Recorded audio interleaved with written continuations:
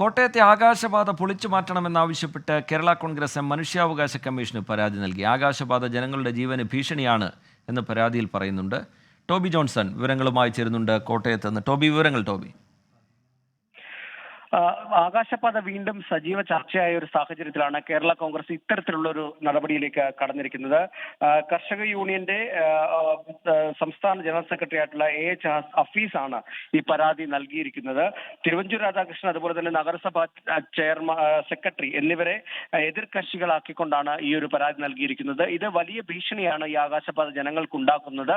അതുകൊണ്ട് തന്നെ ഒരു അടിയന്തര ഇടപെടൽ ആവശ്യമാണ് എന്നുള്ള തരത്തിലാണ് ഈ പരാതി നൽകിയിരിക്കുന്നത്. എന്തായാലും മനുഷ്യാവകാശ കമ്മീഷൻ ഇത് അടിയന്തരമായി കേൾക്കുന്നു എന്നുള്ളൊരു വിവരം കൂടി നമുക്ക് ലഭിക്കുന്നുണ്ട്.